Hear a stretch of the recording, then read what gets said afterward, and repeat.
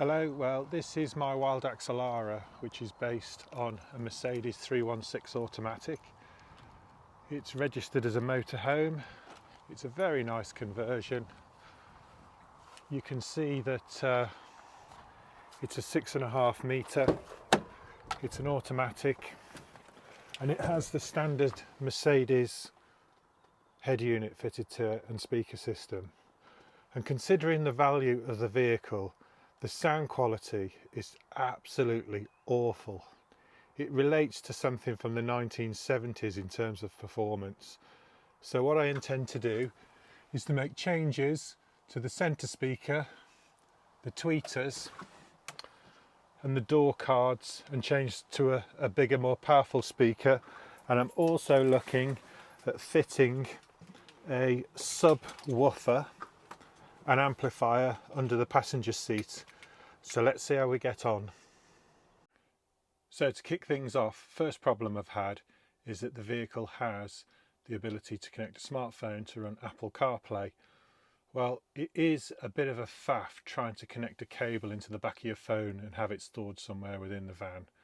So what I've installed is a CarLink system, and there is the CarLink 2 box with a cable that just plugs into the port there, and then that will automatically connect the phone to the vehicle.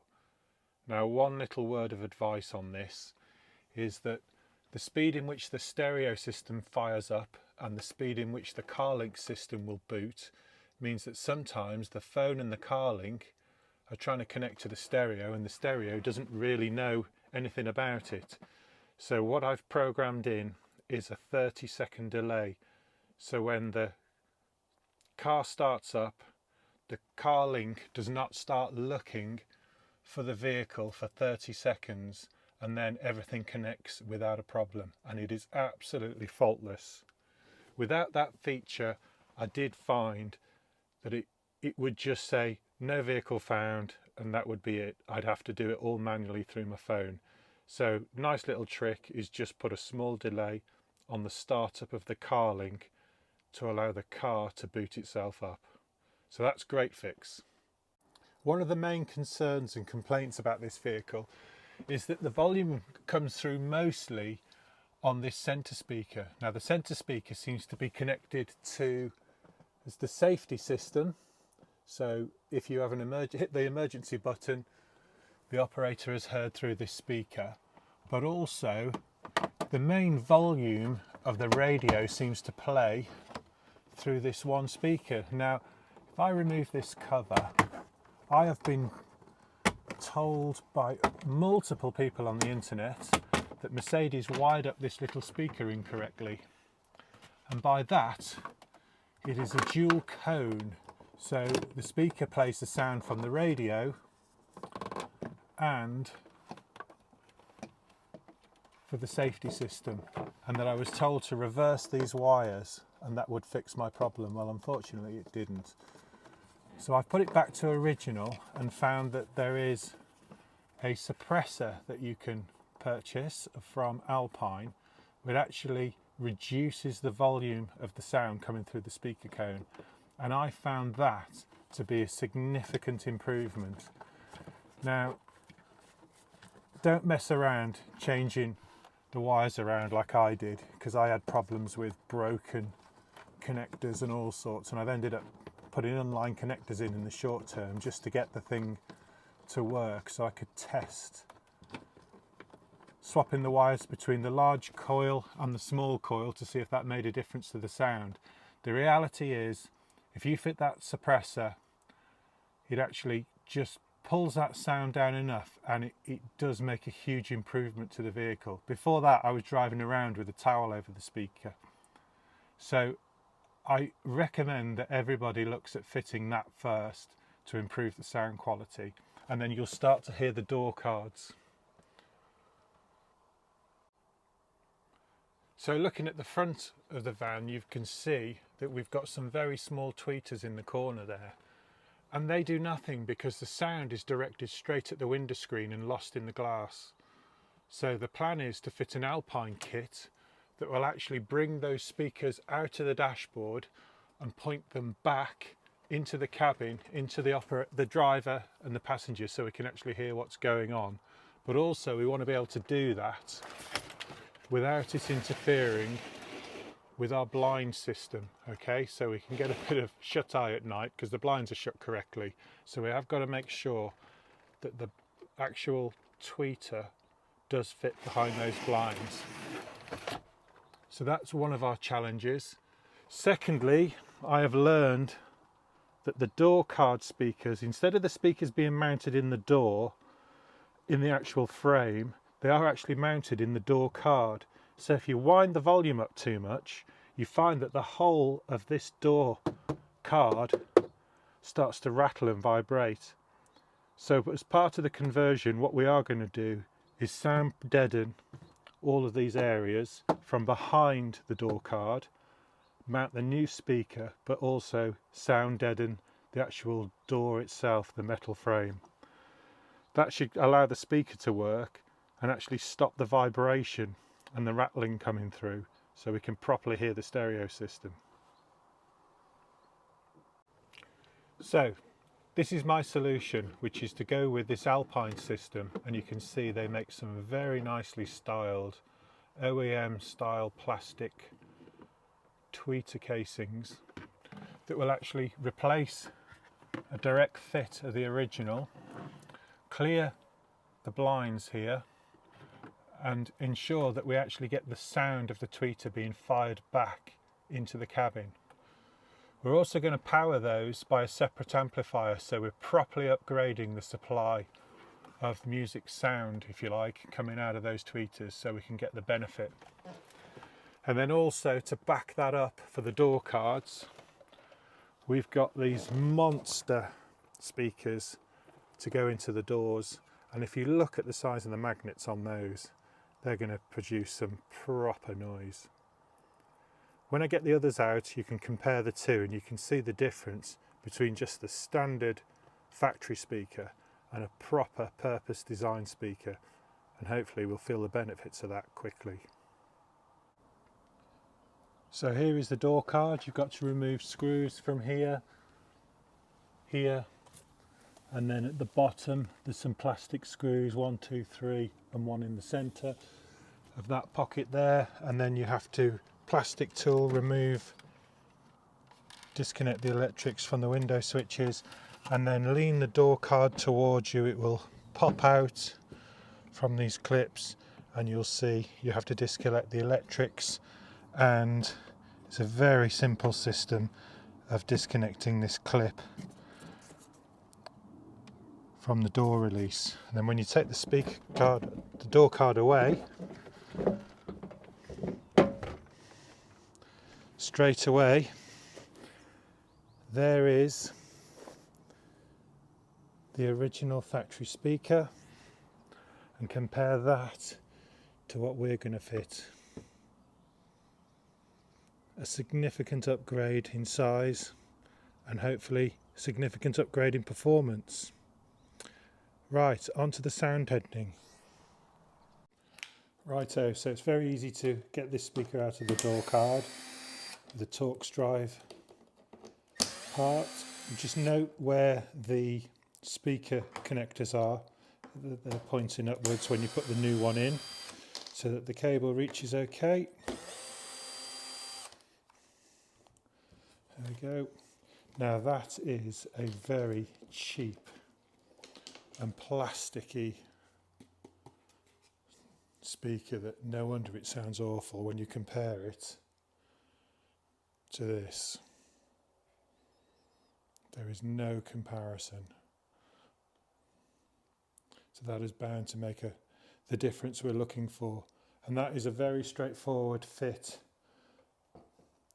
in the door card. Now I'm not going to fit that straight away because I want to do some work on the soundproofing.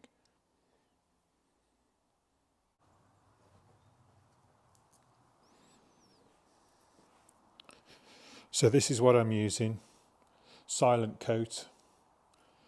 You just leave it out in the sunshine for a little while, makes it easier to apply. It's just a bitumen based product. And then what I'm doing is I'm trying to align it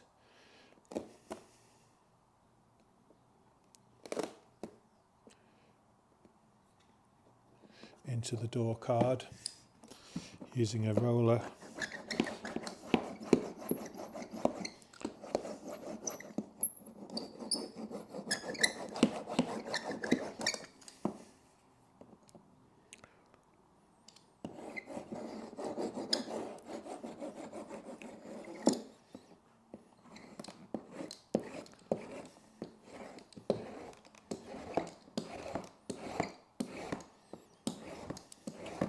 Just get it to sit nice and flat,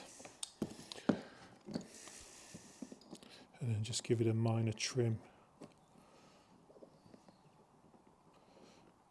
with a Stanley knife when you get to a fitting.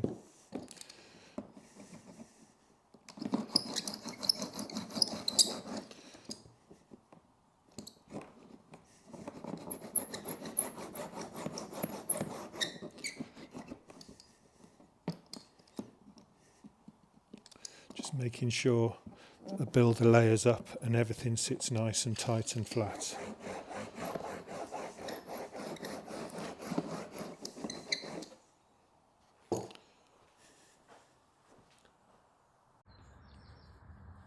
Okay, that's me finished. First little trick. That roller was driving me insane. I've just put a bit of silicone spray on it, stop it squeaking. But anyway, you can see it's mostly covered and it just deadens the sound of the panels. So I'm happy with that. I think that'll make a world of difference.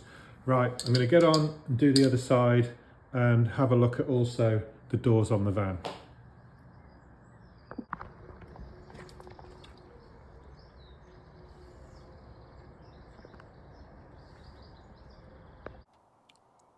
Well, I've got the door cards back on and everything works as it should. The most noticeable thing is the doors start to sound like a Golf when you shut them all of a sudden. I think the sound deadening in the doors does make a huge difference. It wouldn't be difficult to show you the sound quality based on the actual microphone I've got here on this camera. So trust me, if all you did was upgrade those speakers, it is fine. However, I'm going a little stage further.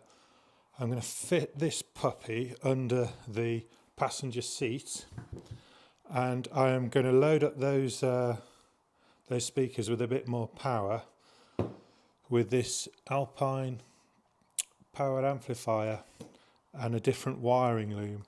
So it's going to tee into the existing loom of the vehicle, take the signal that goes to the speakers, put it through this Alpine system which is tuned for the vehicle, and then that is going to bang out some noise for me. I've got a set of brackets to mount on here, and then that will sit under the passenger seat. Let's see how it goes.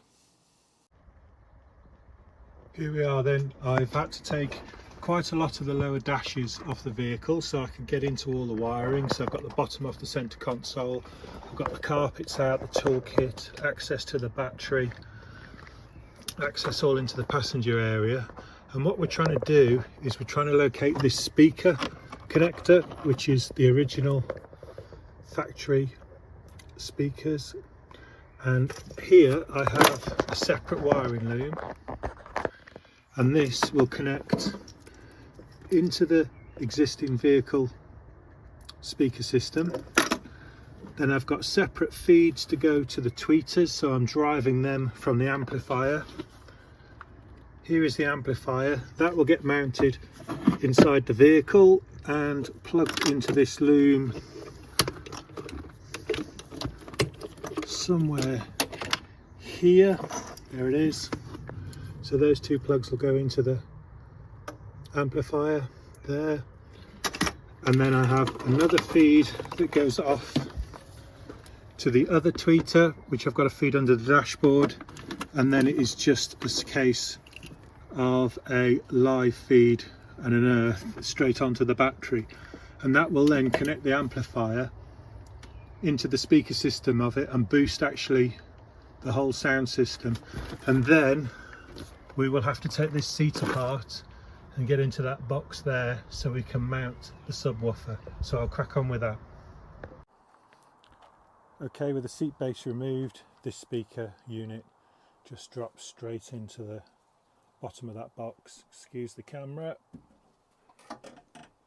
That will just literally sit in there and clamp in.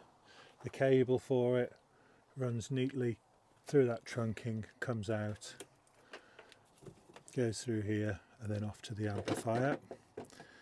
This is to do with the seat electric, so I'll reconnect this when I pull it back in again. But that box will just sit and clamp through those places there. Okay, so that is nicely mounted out the way, so I'll put all that back together. Okay, that's the vehicle put back together again after quite a lot of work. Speakers, you can't even see any changes. The only obvious thing is you can see the tweeters there are now pointing back into the cab, and they do make a huge difference. Lining the door cards, I have to emphasise how good that makes the sound system. Just taking the tinniness out of all of these door cards and letting the speakers do their thing, because the speakers are mounted in the card and not in the steel of the door, does mean that the door cards will vibrate. So by doing that, they're absolutely dead to sound now, and the speakers really work well. Then to boost it all, there is the bass speaker sat under the seat there, sort of not noticeable, blends in with the rest of the car fine, so I'm happy with that. Now that does give a nice bass, but that said, it turns into quite a lot of money if you fit the whole system of amplifier with the bass speaker as well as the door card speakers and the tweeters. I think as an absolute minimum it's a great upgrade just to fit the door card speakers, the tweeters, and then fitting the suppressor that reduces the volume of that speaker there, rather than trying to reverse the cables and the inputs into that dual speaker cone as some people suggest on the internet. It's about £65 for that suppressor, and it does make a huge difference. So there you go, a job well done. Right, till the next one I find to do, please like and subscribe, comment below, ask any questions, and I'll answer anything I can. Thanks for watching.